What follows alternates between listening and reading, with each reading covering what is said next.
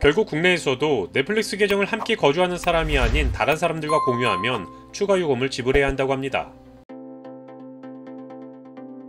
2017년 비밀번호 공유는 사랑이라며 계정 공유를 독려했던 넷플릭스가 서비스 대전환을 발표했습니다.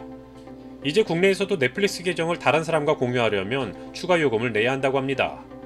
넷플릭스는 지난 2일 공식 홈페이지를 통해 넷플릭스 계정의 이용 대상은 회원 본인과 함께 거주하는 사람, 즉 한 가구의 구성원이라며 새로운 계정 공유 정책을 공개했습니다. 공지에 따르면 같은 가구 내에 거주하지 않는 이용자와 계정을 공유하기 위해서는 매달 5,000원을 추가로 지불해야 한다고 합니다.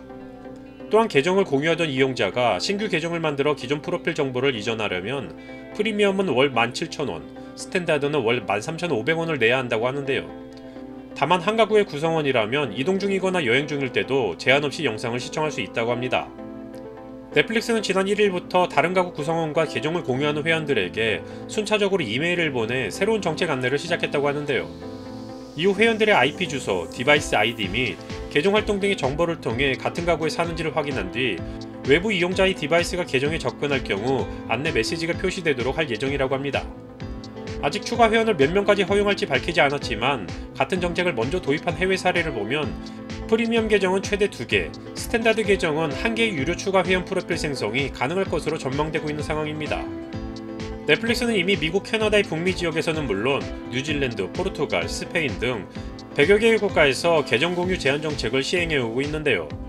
해당 정책으로 인한 반발도 예상됐으나 과감한 정책 시행으로 인한 결과는 뜻밖의 큰 성과로 돌아왔다고 합니다. 넷플릭스는 올 3분기 전체 가입자 수가 지난 분기보다 876만 명 늘어나면서 매출과 영업이익이 크게 증가했다고 발표하기도 했는데, 이에 대해 넷플릭스 측은 광고형 요금제와 계정 공유 금지 정책 등의 성과라고 설명한 바 있습니다. 이에 따라 디즈니 플러스는 물론 기타 후발 OTT 서비스 사업자들 역시 계정 공유를 제한하는 정책 도입을 추진할 조짐을 보이고 있는 상황인데요.